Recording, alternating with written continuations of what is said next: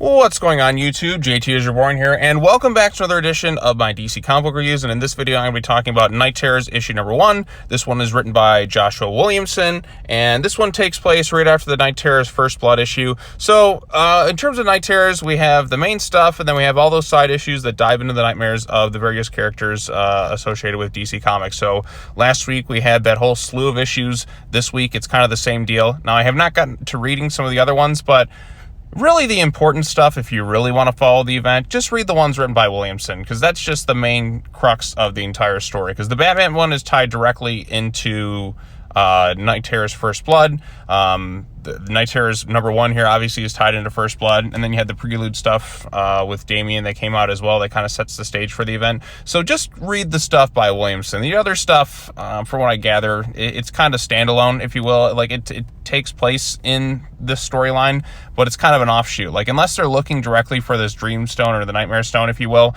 then chances are you don't necessarily have to read it to understand the event. Like when I covered the Black Adam issue, like that one had pretty much no ties to this main storyline until Batman came in, or the Poison Ivy one, which is kind of the same deal. It's just these heroes experiencing various and villains experiencing various nightmares. Same thing with the Joker thing. It's like, okay, Joker's nightmares, kind of fun in some ways, but at the same time, like, is this really driving the story forward as much? So if you want to focus on the main stuff of the story and don't want to spend all the money reading all that other stuff, or if you want to wait for it to drop on DC Universe, I recommend just reading the stuff written by Williamson. You get the whole crux of the event without spending all the money on everything else. But anyways, let's talk about Night Terrors issue number 1. I did enjoy this issue overall. I thought it was a bit of fun.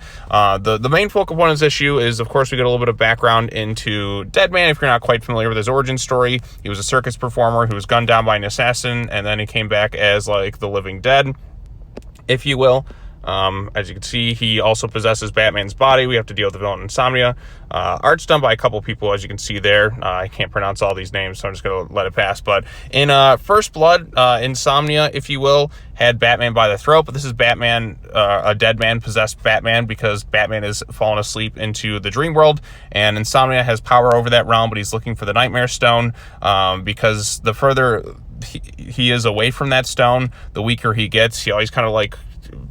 He talked about himself as being the god of nightmares, but in truth, we come to find out that Insomnia is somebody who is a patient at Arkham Tower who was able to get his powers from the Lazarus Ray. And then we kind of get hints and things to come with the event right there at the Nightmare Stone. We have John Dee, we have the character of Wesley Dodd, and then you have Damian there, and then you have a few other characters. So this one's, like I said, it's a more important issue within the context of the story. Deadman tries to possess him.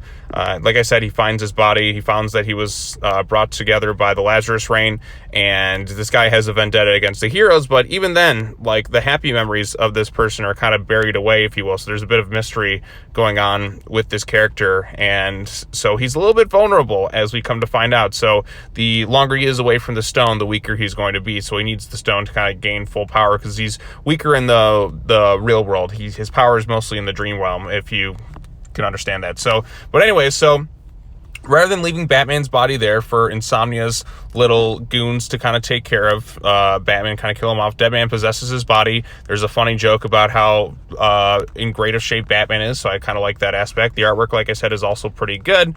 And then basically the end of the issue is also kind of teasing, okay, other heroes are still awake and doing their things. Like, I got to solve this mystery, so he's got to go to the last person who seemingly knew where the Nightmare Stone was hidden, or knows a bit about it. So he goes and resurrects this character of Wesley Dodd, who's more associated with the Sandman stuff. Like I said, I'm not a very big expert into the Sandman mythos, so I'd have to kind of go back and read that stuff. So I'm coming at this from somebody who's not as familiar with that stuff. I did watch season 1 of the TV show, read a little bit of it, but that's about it, if you will. So, and then of course this is him. He's got his little mask on there. So they're gonna get like a Deadman and Wesley Dodd team up. So look forward to all that stuff. Overall consensus, I did enjoy Night Terrors issue number 1. This is a fun little issue. It gives a little bit of background into Deadman if you're not quite familiar with him. and it sets the stage for an interesting team up by the end. It kind of teases various things, gives us a little bit of insight into Insomnia, if you will. This felt like a more important issue for the event, and it moved along at a quick pace. It was easy to understand. It wasn't overly complicated, but it wasn't all that convoluted as well.